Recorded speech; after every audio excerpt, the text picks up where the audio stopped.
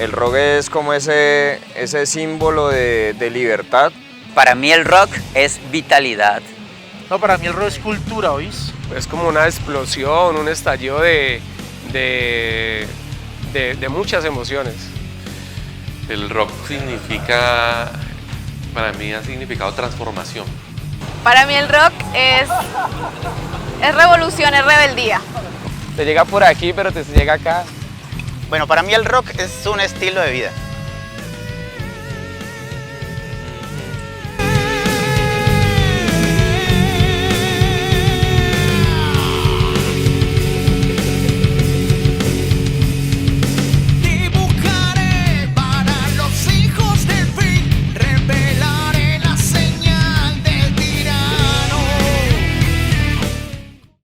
La riqueza cultural, musical del municipio ha sido muy rica y justo en ese año pues es cuando se organiza uno de los grandes festivales de rock que se hicieron en la nación.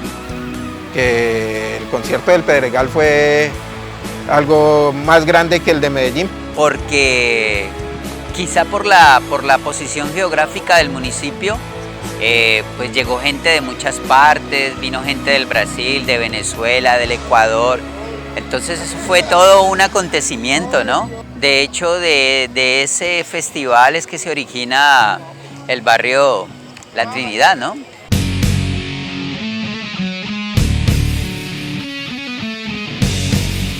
Y conocí a un muchacho, a un señor de Medellín, ya estaba mayorcito el hombre, y me dice, yo quiero montar una taberna de rock. En ese tiempo La Fania, que era un lugar en donde se escuchaba salsa, que quedaba aquí en la carrera cuarta por la Antonia, se había quedado sin doliente y ahí estaba todo el montaje. Él se consiguió ese lugar, lo alquilamos y empezamos a colocar rock. Entonces teníamos ahí a Judas Priest, teníamos a Motley Crue, teníamos los grupos de los años 70 y 80, que fue la época más fuerte del heavy metal, y tuvimos un gran inconveniente porque la gente empezó a decir que en ese sitio expendíamos drogas, lo cual era totalmente falso. Entonces yo me fui de pronto a Bogotá o me fui a un viaje a España o tenía un amigo en otro lado y ve marica, mira esto. Uy, Dios, fue una chinga. El compartir la música con los amigos. Estamos hablando de otros momentos, ¿no? Donde no había acceso al internet, donde vos no encontrabas con facilidad una canción y pues básicamente lo que había que hacer era buscar a los amigos que tenían acceso a los LPs en ese tiempo o a los CDs y pedirles copia. Entonces era como la manera de acercarnos a la música y de ir conociendo rock nuevo. Eso tenía una mística. Entonces así digamos que nos juntábamos de vez en cuando y el rock era el tema. Era el tema de, ya escuchaste tal LP, ven escuchémoslo. Y armábamos audiciones en las casas de los amigos para escuchar el LP nuevo de X banda.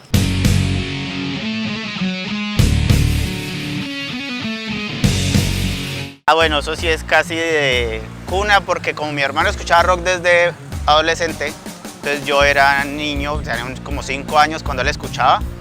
Entonces, claro, fue como la música infantil con la que crecí. Mi gusto por el rock comenzó cuando estábamos viendo la sección de deportes. En ese tiempo no habían emisoras que pusieran rock, pero me atraía mucho la música que ponían en los deportes. ¿Cuántos años tenías? Tendría por ahí 7 o 8 años más o menos. Estaba muy niño y fue para un agosto, estábamos elevando cometa. La cometa se nos voló y había un circo en este lado de este barrio de acá arriba, pues, por la Sexta, y estaba sonando Samba Pa' Ti de Carlos Santana y no sé, me llamó mucho la atención y desde esa época, influenciado también pues, por la música que escuchaba mi cuñado, que era hippie en ese entonces, y escuchaba pues Rolling, los Beatles, The Animals, todo eso, y por ahí me empezó a enrutar ya. Hablando de los inicios míos en el rock y en el metal, pues sí, fue en el año 2001 cuando comencé pues, a ayudarle a mi familia allá en el bar, en Planeta. Tenía, ¿qué?, 14 años. Mi gusto por el rock comenzó desde muy niño. visitaba la ciudad de Pereira cuando tenía 9, 10 años y en esa época, a comienzos de los 90, el rock a Colombia podemos decir que llegaba por allá, Medellín, Pereira, entonces tuve la posibilidad cuando recién estaba arrancando Kraken por allá en los años 90, tuve la posibilidad de verlos y ahí empezó ese gran amor. Conocí un casetico blanco de Ángeles del Infierno, que yo creo que lo tuvimos muchos y muchos arrancamos por ahí, ese fue el gusto. El casetico me lo traje para acá, para el colegio mayor. A mí mi influencia con el rock comenzó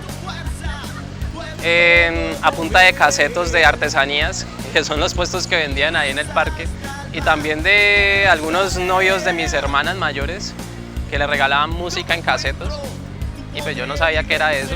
O sea, yo para esa época me gustaba mucho el rock, pero yo no sabía ni siquiera qué banda estaba escuchando. Al principio, cuando éramos bien pollos, pues nos gustaba así el rockcito en español. Ya luego empezamos a conocer otro tipo de música y siempre pues fuimos rebeldes, entonces esa música rebelde nos entró como era pues, y empezamos por un proceso de movimiento pues, de una contracultura con algunos amigos de aquí, Jumbo Freddy, Bisagra, los de la estancia, Pacho el Negro, Leo, y empezamos a hacer pues como esa parte de la contracultura de los punkis del pueblito pues. Tengo escuela con mi mamá. Mi mamá es rockera de nacimiento también, digámoslo así. A mí me crearon con Led Zeppelin, con Freddie Mercury, con Pink Floyd. Entonces, a raíz de que tuve esa escuela de mamá, de rock, me incliné por esta pasión, por esto que para mí es un estilo de vida. En 1980 yo tenía 9 años y conocía ya a un niño que tenía la misma edad, él se llamaba Jimmy. Y yo escuchaba una música toda extraña en el primer piso. Cuando bajé una vez, eran los que le alquilaban el apartamento a mi tío que vivía en el segundo piso. Bajo y ahí conocí a Jimmy y me dice: entonces, ¿qué, papá? ¿Usted sí ha escuchado a Kiss? Y yo, ¿a quién? A Kiss. Y yo, ¿Kiss? Y me muestra la primera carátula de Kiss. Y un niño de 9 años de Jumbo que estaba acostumbrado acá a escuchar a Richie Ray, Bobby Cruz y otro tipo de música. Y lo primero que veo es la lengua ensangrentada de este huevón ahí. ¿Puedo decir huevón?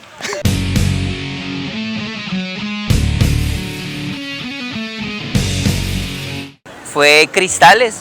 Exactamente aquí, a mis espaldas, donde estoy.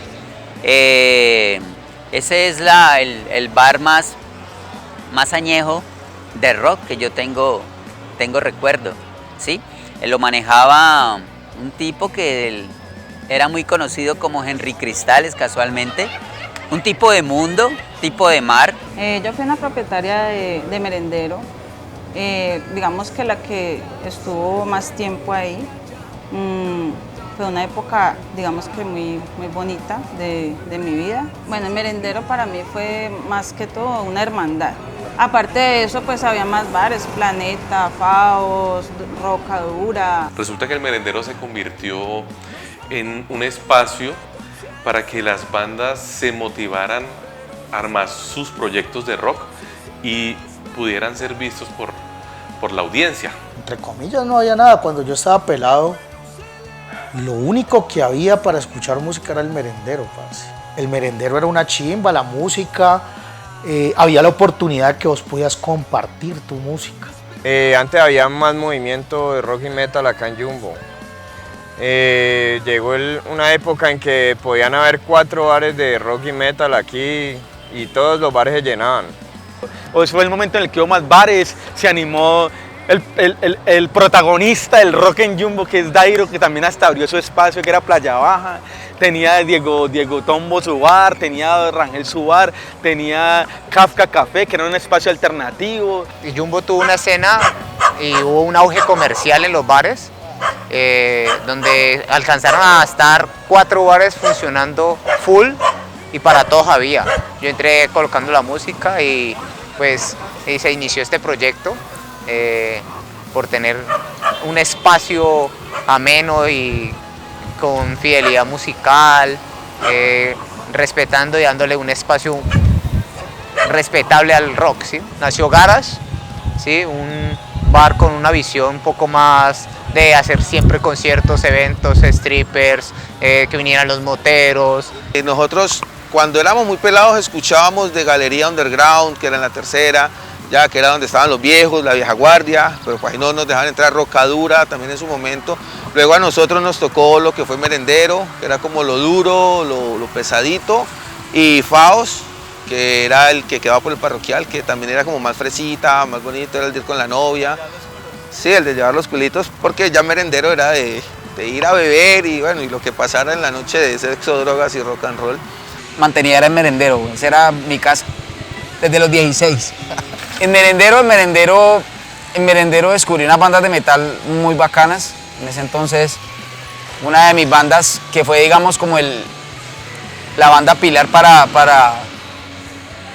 encaminarme a cantar rock. ¿No son pesadillas ustedes? No, todo no, nada más. ¿Y tú? ¿Qué dice Lucho? No, pate, Nada. esa desgraciada llegó tarde. Pues llegaste tarde, Nata. A lo bien. Es que no me querían dejar venir. ¿Quién es? ¿A ellos? Nos tocó viajar desde Cali hasta Jumbo para traerla. Todavía no es largo. Fue una gran osadía, pero llegamos. Tarde, pero llegamos. Lo único que sé es que lo que diga en este momento tiene muy poco valor de lo que diga cuando esté sobrio. No, al contrario. El borracho dice las verdades en la cara.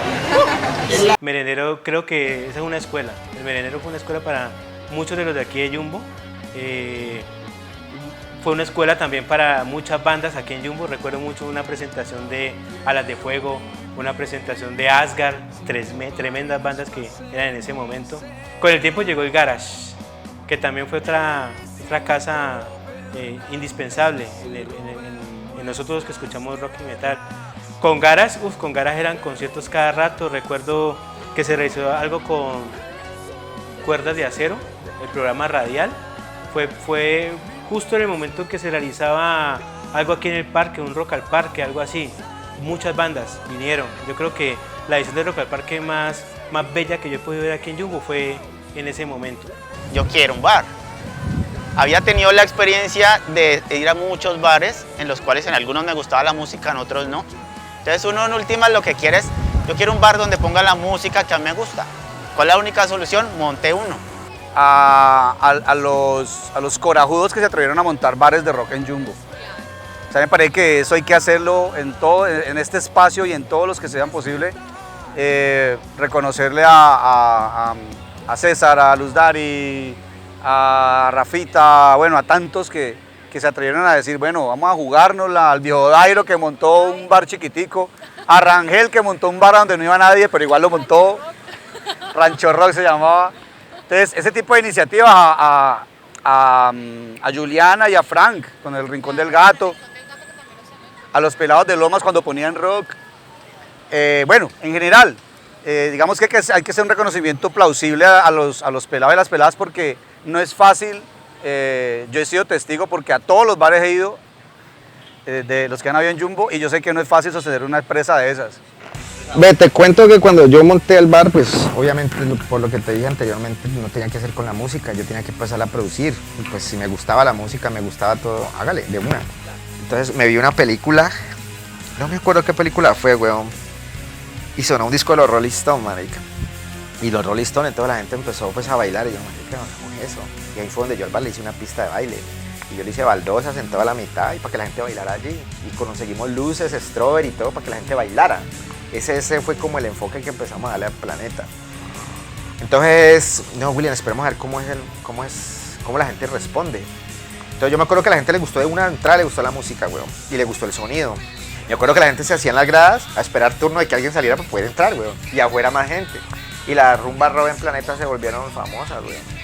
Entonces ya el concepto del que el rock no es que el rock, sino que la rumba, ¿me entiendes? Entonces ya los bares de Jumbo tenían como el concepto pues de la camiseta negra y el metal y todo eso, ¿me entiendes? Pero en cambio ese bar se llenó de peladitas y los videoconciertos. Entonces yo siempre traté de que los jueves eran de rock en español, viernes de clásicos, sábado de más energía, pesado, más lo que sea, y los domingos de enamorados, de baladas. Sí, marica, porque es que mira que en Planeta, aparte, era una familia, weón.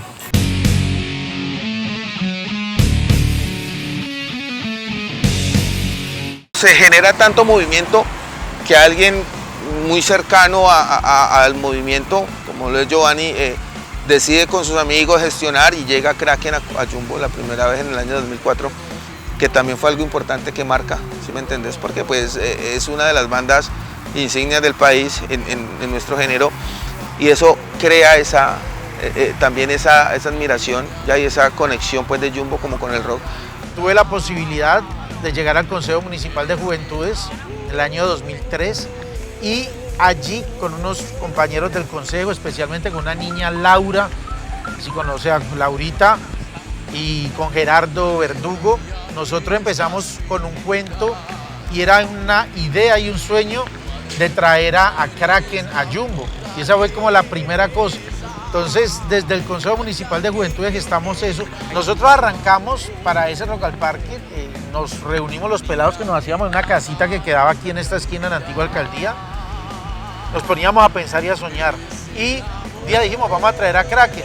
Y había una nena que se llamaba Caterine Cerquera y Laurita, y estaban ellas, y una de ellas tenía el teléfono de Elkin. Y dijimos, no, pues vamos a comunicarnos, hablemos a ver. Kraken, la primera vez de Kraken fue 2004. 2004 fue la primera vez y la segunda no recuerdo, 2014, que fue aquí en este parque. Pues me acuerdo de Asgard, que era una banda muy brutal aquí en Jumbo, y muchas de Antífona, Ósmosis, habían varias bandas aquí en Jumbo. Bueno, subimos a ensayar nuestras canciones, creo que para no gastar las dos cancioncitas que teníamos, tocamos Breaking the Law. Subile, bájale volumen. Ay, seguimos tocando. Cuando por allá viene corriendo en la tarima, marica, y se sube el King Ramírez y se le para al lado al vocal y se pone a mariquear con él. Acabó la canción, weón. Se sudaron la canción, esos hijueputas. Eso fue muy bacano, weón. La avenida del Titán, de Elkin en el 2015, 2014, 2014, la avenida del Titán, que lo trajimos con el programa de juventud.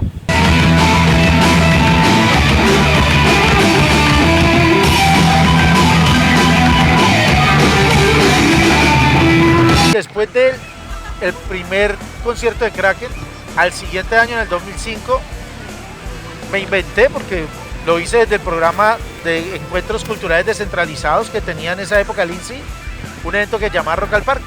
Entonces volvimos y llamamos a todos los muchachos.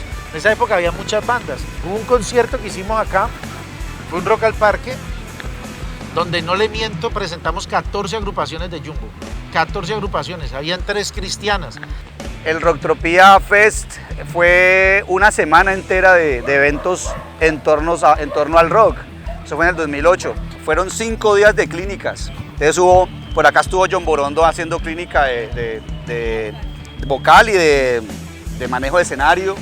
Bueno, estuvo hasta Álvaro Marín, Alvarito Todo Rock, haciendo unos conversatorios del metal en Colombia.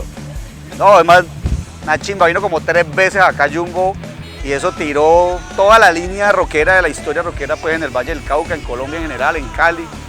De hecho Alvarito habló del evento mítico, histórico, que dicen que se hizo en el Pedregal o en el San Miguel hace como 50 años. Bueno, esa parte de la gestión cultural también nace pues de esa misma necesidad de la que yo les estoy hablando, es cuando pues no teníamos dónde tocar.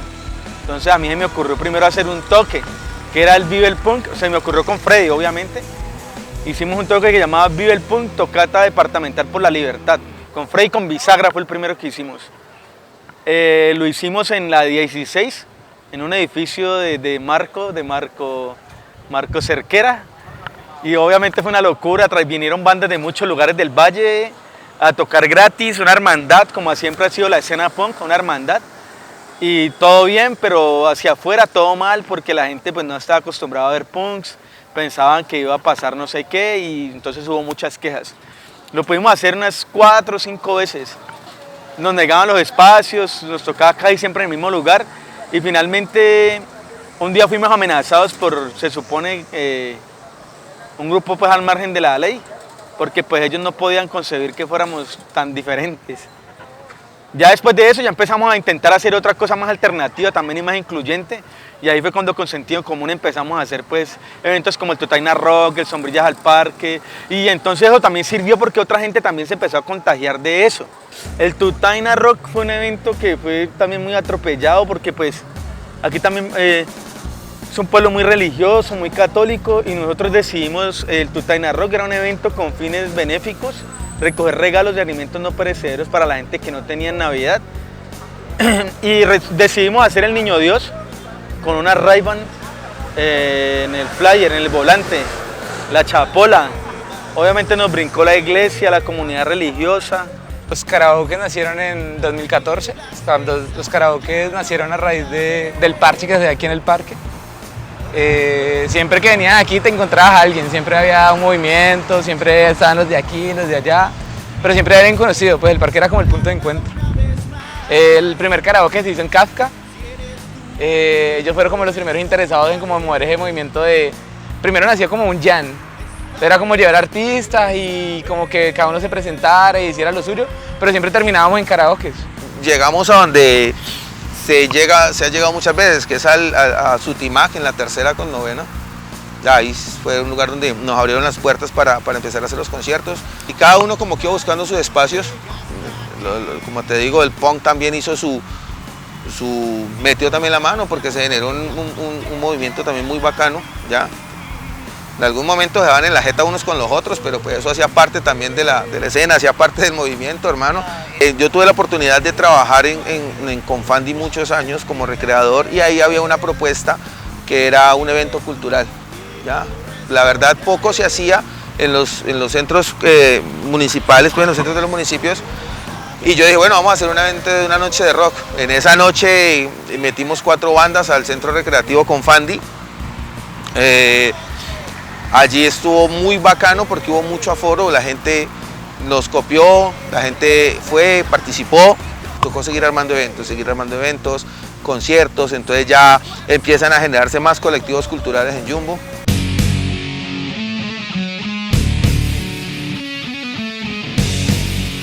Afortunadamente me pude independizar.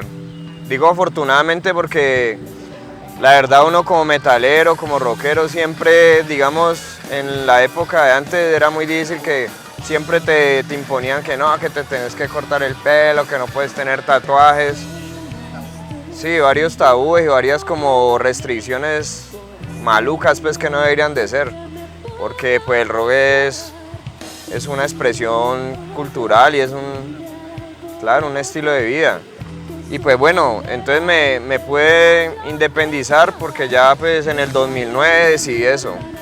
Tenía un billete ahí, entonces cogí, invertí eso, comencé a comprar las cosas para comenzar los estampados, a hacer parches, estampados, camisetas.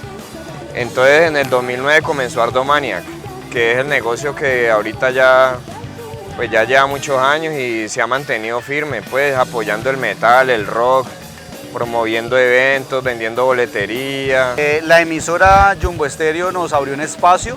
Durante más o menos unos 9 meses el programa estuvo al aire en su primer año. Vino la pandemia con algún nivel de éxito en términos de que la gente nos escuchaba. Se llegó a tener recitales de poesía. No, con los recitales de poesía era una cosa que siempre se dialogaba, era en casa de Luis Carlos Bermeo. Nos poníamos de acuerdo cómo era la dinámica que se iba a hacer, trabajábamos con Milton Fuentes también, y allí organizábamos los recitales, invitábamos otras personas que sabíamos que en ese momento escribían. Pues la época de Planeta, cuando quedaba por allá metida como eso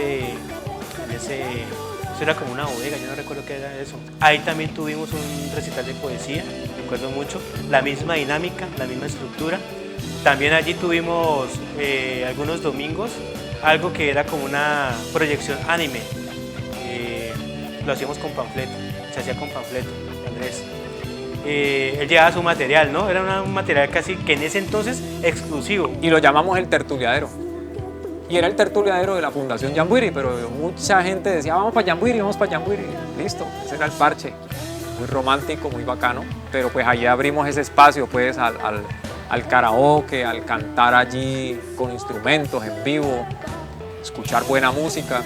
Pues cuando salí del IMSI, di clase en las Américas de piano. De ahí tuve un proyecto de bienestar social, donde trabajé con Arturo allá en Bellavista, y ahí fue donde le empecé a dar clase a Marco, que es el que toca ahora en la banda y que también toca en Atadura. Pues digamos que en este momento prácticamente todas las bandas tienen entre la mitad o más o menos que hayan sido estudiantes míos. Y pues la banda es prácticamente una escuela.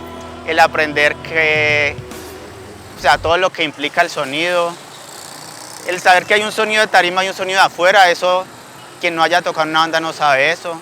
Oye, ¿vos por qué tocas con pelados? ¿Por qué no llamas a la pesada? Pues gente que tenga, o sea, decime a mí, una cosa así. Andrés tocó en Amalur una vez en un toque y Alex cada rato me dice, ¿por qué no nos decía a nosotros? ¿Por qué llamas pelados? Yo digo, es que ustedes ya no tienen hambre.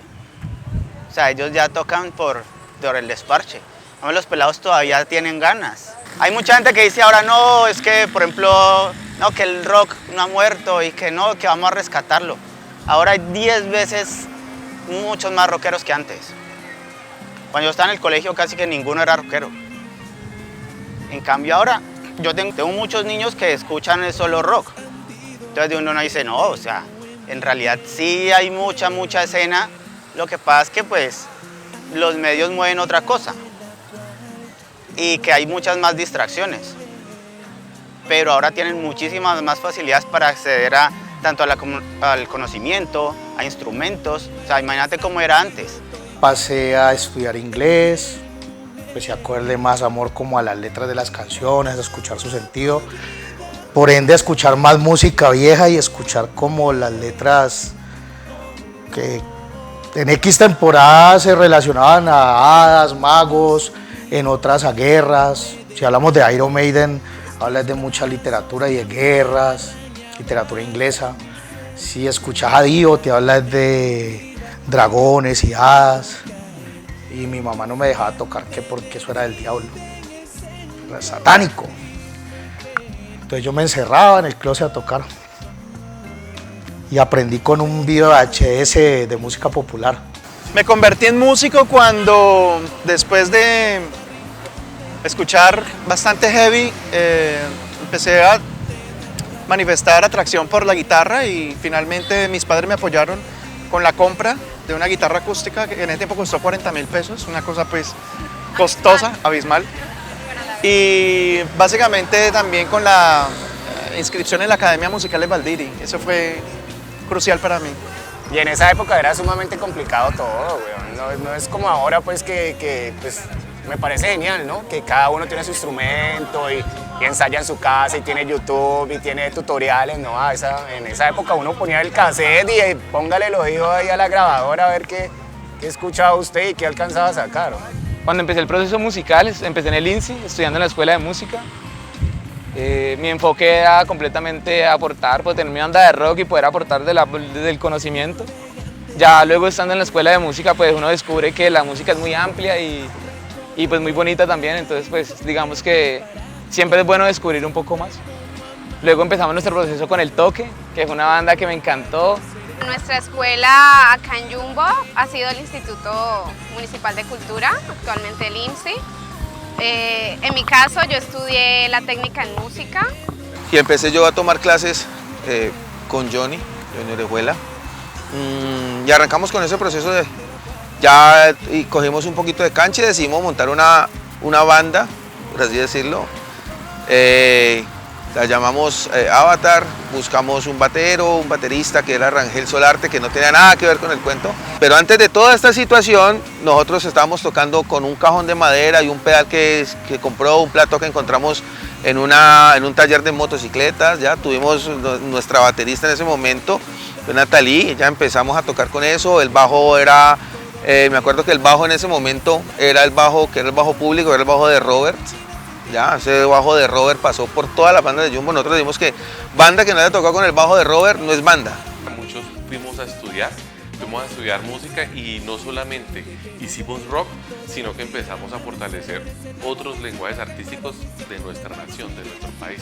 En mi caso, participo de Wari Runa, es un grupo que lleva más de 35 años en el municipio, tratando de aportarle a las culturas andinas. Afortunadamente he tenido la posibilidad de compartir como ese crecimiento en cuanto a la música y a las músicas, no solamente del rock, sino trato de fortalecer mucho la música colombiana y la música andina.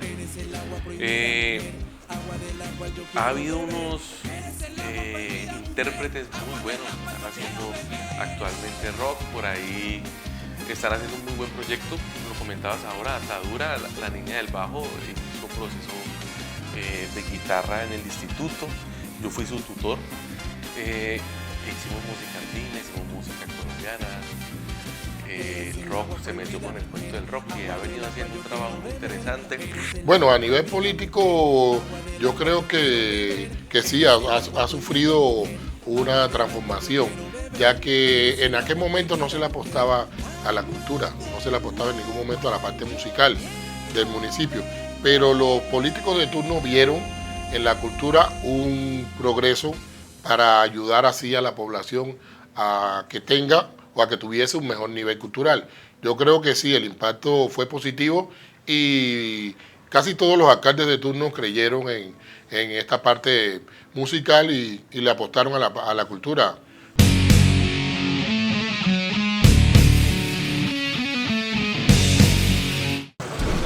Oxígeno empezamos, a ver, una vez me encontré con Germán Jaramillo, músico también. Él me vio que yo lo fui a buscar, prácticamente yo lo fui a buscar, porque él ya me había visto por ahí tocando, entonces me dijo, vení, arrimá un día de estos y hablamos. Y fui, hablamos y allí fue donde empezamos nosotros tocando baladitas, tocamos entre los dos ahí en la guitarra, en el andén de la casa de él, tocamos María Magdalena, yo me acuerdo, ¿no? María Magdalena, aquí ya no está. Por lo menos yo en las canciones que hacía siempre no estuve de acuerdo con los bastardos españoles que vinieron a hacer muchas cosas así, mis letras eran históricas. Pues la primera banda fue con Oxígeno, se llamaba en ese tiempo. Era John Dairo, Robert Quintero, Ever Andrade y yo, hasta llegar a mi segundo grupo, pues que fue como una familia tribu, que empezamos con la cuestión de rock progresivo, del Maiden, de Yngwie Malmsteen, de Stratovarius y todo eso. Creo que la historia del rock en Jumbo ha sido una situación muy bacana porque ha generado diversos espacios, ¿no? De lo que la vieja guardia, como se le conoció hace mucho tiempo, pues hasta lo que tenemos hoy, que aún algo rescatamos. Pero creo que para hablar del rock en Jumbo hay que remitirse como a personajes que dentro de la vieja guardia o de la contemporánea, como lo quieran llamar, han tenido un papel relevante, ¿no? Bandas como Manon, bandas como Deimos, ya el mismo Psychophony en sus primeras salidas, que fueron dejando como un pequeño rastro que nosotros en nuestra época, te estoy hablando de los 2000 más o menos, 2000 pasadas, 99, 2000, empezamos como a meternos, a entrarnos en ese mundo. Pero me gusta mucho porque generalmente las letras de las canciones van influidas a la conexión con la naturaleza, a los elementos y como esa espiritualidad que va en la búsqueda del ser. Entonces Andrés Papa, y veces se conseguía, si no estaba el bajo de ahí de la Casa de la Cultura, íbamos donde este señor Don Enrique, que no le va a decir el apodo, y él nos prestaba el bajo. O si no, donde el querido Sotelo. Ya ahí empezamos a ir mucho a la Casa de la Cultura, a ensayar, a tocar, a compartir toda una tarde sin pensar en nada más, sino que estar bien rico en un espacio donde uno no hacía nada más que tocar un instrumento. Se podría decir que ahí nació Asgard, pero como te digo, fueron muchas cosas revueltas en todo ese momento, porque pues estaban las ganas, pero no habían instrumentos. Y armamos la primera banda, que fue en el año 2002. Esa fue mi primera banda de rock llamada Asgard. El parche del Buda, el parche con Franco, la banda que fue mi primera banda, con Johnny Orejuela, con Francisco, mi hermano en el bajo, Diego Pesadilla en la batería. Ese parche del Buda tiene mucha historia. El ensayadero, marica, el ensayadero era en el Buda, en la casa de mi papá. Eso era, el Buda era un pedazo y ahí para atrás eso era un lote. Ese man compró ese lote, mi papá.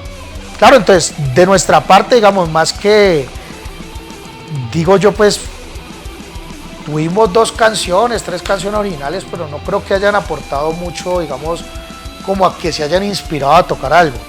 Pero sí poder prestar el espacio para que los pelados puedan desarrollarse, claro. Nosotros cuando arrancamos con Asgard, creo que era 99, 2000, 98, 99, no estoy seguro. Estábamos armando una banda de rock y fuimos a ver a tocar a un amigo en el IMSI con Seolmor y Tribu, con Andrés Torres y Carlos Ampudia, el famoso indio. Y pues nosotros veníamos armando la banda y ahí nos pegamos. Yo hace 20 y pico de años empecé en el rock como bajista de Asgard, una banda que dio mucho palo aquí en Jumbo. Y después formamos Alas de Fuego con mi hermano Arturo Duque. Empezamos a trabajar con Asgard, siempre trabajamos canciones propias cuando estábamos mi hermano y yo. Después nos desintegramos por cuestiones personales, gustos. Unos iban al power metal, otros iban al progresivo, otros iban al hard rock. Entonces, ya años después formamos Alas de Fuego. Con Alas de Fuego empezamos a trabajar mis canciones propias, empezamos a trabajar covers, empezamos con un Rock al Parque aquí en Jumbo. Eso fue 2002, creo. 2002 y 2003, todo Rock al Parque. Donde un amigo que me está entrevistando cantó Puto Policía, una chimba. Pero el grupo empezó a fluir, empezaron a salir cosas buenas, tan buenas que terminamos yendo a Ipiales. Deimos fue una banda adelantada a su tiempo. Deimos en este momento sería una bandota a nivel de la región, porque todo lo que Robert hacía era componer. Y en ese tiempo todo el mundo miraba raro, ay, va a tocar Deimos, tan raro esa banda, hace canciones. Y a mí me pasaba como que, ve, ¿qué canción van a tocar? ¿Una de Metallica o una de Maiden? No, ellos hacen sus canciones. ¿Cómo así? ¿Eso se puede? Bueno, lo que pasa es que Deimos, eso fue en 2004. En 2004 yo me fui de Jumbo, estaba ya con Deimos. Alcanzamos a grabar un demo de la canción de Robert que se llamaba Por Casi Nada. Pudimos grabar un demo y un videoclip muy casero con esa banda. El thrash metal es un género pues que siempre habla de cosas fuertes, pues, de, claro, crítica social, también pues en la historia pues y todo de la guerra y toda la vuelta ya. Y pues sí, o sea, nosotros pues con Soldiers, son lírica en español, hablamos mucho más pues del movimiento como personal, como metalero ya. Entonces, sí, son más personales, no tanto pues de la crítica social, sino más cosas como de vivencias personales, temáticas más fuertes. Unos amigos de acá de Jumbo le estamos metiendo la ficha a una banda. Sí, Anxious Death. La primera banda que yo tuve en mi vida se llamó Tribu. Fue conformada por Freddy Sánchez, Ever Andrade, Carlos Alberto Ampudia y Andrés Torres, que yo tocaba la guitarra en ese entonces. Luego de Tribu hice 2 bandas paralelas. Una que se llamó Psychophony, con Andrés Bernal, Julián Bernal, Aramis en la batería, Freddy Sánchez en el piano y Oscar Prado en la guitarra. Y paralelo también tenía otra banda en Cali que la fundamos con trabajadores de Comeo EPS y la banda se llamó Escaparate. Fui uno de los fundadores y pues tocábamos ska y reggae en toda Colombia y eso fue la locura también.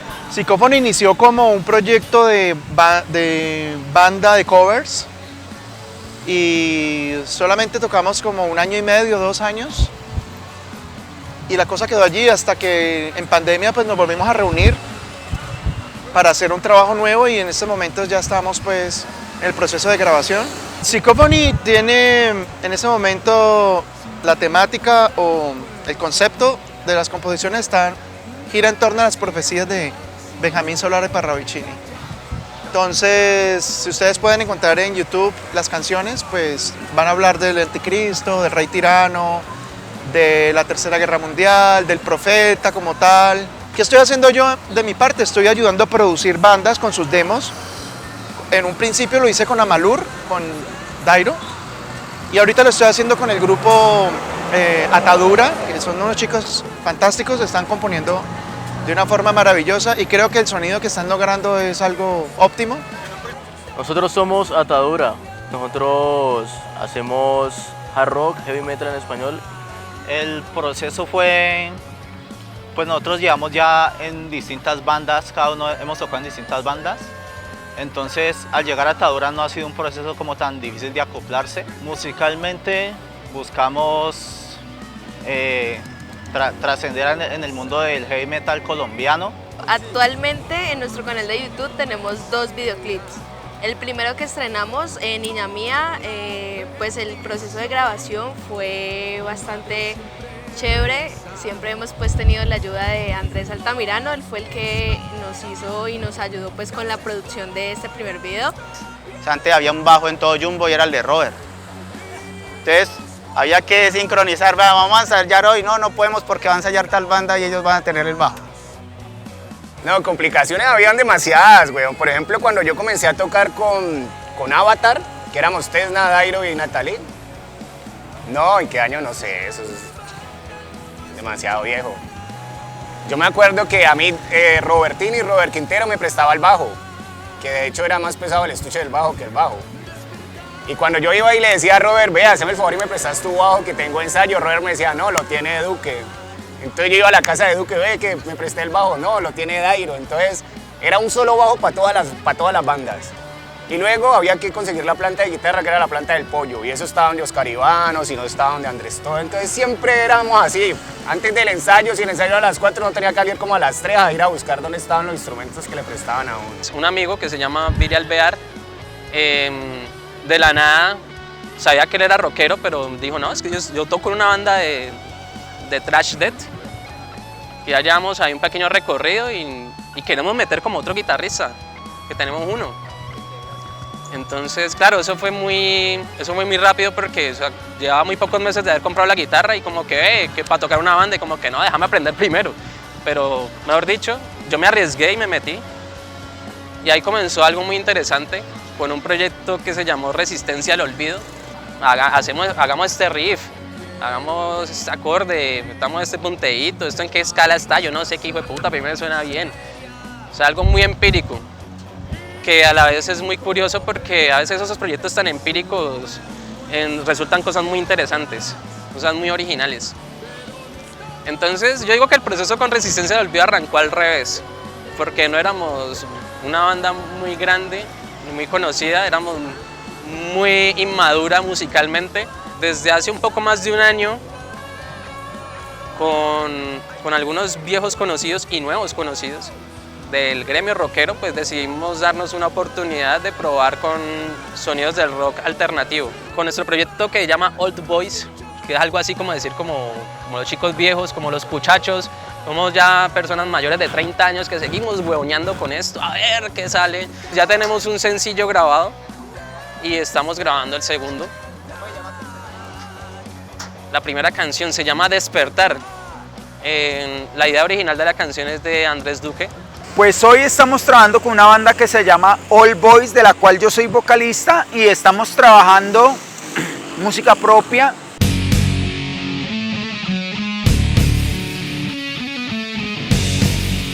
Pues a mí me parece que la fusión de la música andina con el rock es un muy buen resultado. Creo que hubo buenos exponentes aquí en Jumbo. Por ejemplo, cuando nosotros decidimos crear Arcadia, que era bajo la dirección de Carlos Córdoba, César Cabrera, Luchito Bermeo, Oscar Iván Prado y Carlos Ospino en la batería, y pues yo estaba en el bajo. Decidimos como meternos en ese mundo. En esa época pues no teníamos como mucho conocimiento acerca de eso, porque casi todos éramos rockeros, metaleros, pues. El único era César. Y decidimos como crear esa fusión de rock con música andina. Es una cosa que casi que se ha visto solo acá. Si tal vez se hubieran dado las circunstancias diferentes, el proceso que hizo Carlos Águila con, ¿cómo es que llamaba banda? Era con A, yo me acuerdo porque en ese tiempo todas las bandas eran con A, Arcadia. Era muy bacano, o sea, hay una parte en la que se sincronizan el rock y la música andina desde la parte social. Hay un momento en el que todo eso llega a Jumbo por tanto el proceso de todo lo que ha venido haciendo Guariruna, como todo lo que vino haciendo después Quillari. Antes que existía Sentir Andino, había un gran grupo desde lo cultural, desde la protesta de la música andina, que se permeaba por el rock. Se une la música andina con el rock para protestar, para dar pues como una especie de ideales tanto respecto a la espiritualidad, por ejemplo, se acercan muchísimo. Entonces hubo un momento en el que muchos músicos estaban tocando rock y estaban tocando música andina. Me invitan a participar en un grupo de música andina para tocar el bajo, que fue en Quillari. Justamente el grupo de Carlos Águila, pues que antes había hecho el proceso de Arcadia. Entonces fue muy interesante porque fue una época de Quillari en la que se empezó a trabajar como más creativamente. Sí pasaba mucho en la música andina que siempre tocaban como los covers y todo para que la gente bailara. En ese momento se hicieron algunas canciones propias, entonces fue muy chévere porque se iba como metiendo, o sea, obviamente soy rockero de naturaleza y entonces para una canción en la que había un solo de bajo, eso no iba a sonar tan andino, eso sonaba medio rock. Fue muy chévere porque eso fue como que entrar y de una a tocar y uno como a pescar y bueno, uno trataba como de aportar muchas melodías, muchos punteos, pero como no hubo un espacio para digamos, hacer ese proceso de ensayo con la banda, y no que eso fue entrar y de una, nos fuimos de giras, que Bogotá, que Valledupar, eso fue un tren de presentaciones por el país. Bueno, de hecho los músicos venían del mundo del rock.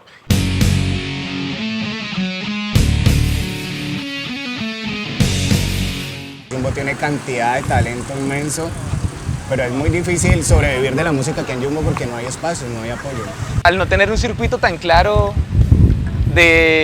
como de plazas para interpretar, para tocar, para de pronto mostrar ese producto pues, que uno quisiera generar, obviamente genera un poco de retraso y siempre los proyectos terminan como viéndose un poco opacados, retrasados o terminados, pues porque no se ve como una posibilidad ya como núcleo, como una unidad productiva, o sea que realmente eso te genere como un ingreso porque pues digamos todo el mundo empieza a adquirir responsabilidades y ahí empiezan a morir muchos de los procesos.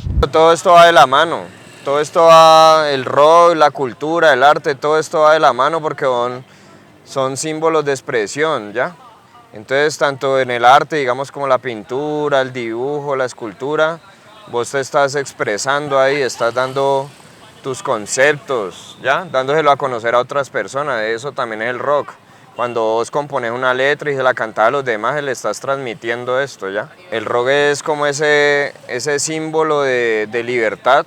Muchos procesos que hay en otros municipios, yo veo que salen y se solidifican. En Jumbo nada se solidifica. Es que tenemos que asociarnos todos para cumplir los roles, tanto como productores musicales, como managers, como diseñadores, como todo lo que está en función o en torno a la industria cultural, porque el rock es una industria cultural. Ahora es muy difícil encontrar dónde tocar, muy difícil como tratar de ser músico acá en Jumbo sin la oportunidad, sin el espacio, ya no hay festivales. El llamado es a unirnos. El rock es un amante que te saca dinero bastante que te da demasiado placer, pero terminas perdiendo siempre? Bueno, realmente mi percepción es que desde la institucionalidad el cuento del rock no tiene un impacto fundamental para nuestra comunidad. Siempre el rock está como en contra de todo ese sistema. Larga vida al heavy metal y a la cumbia.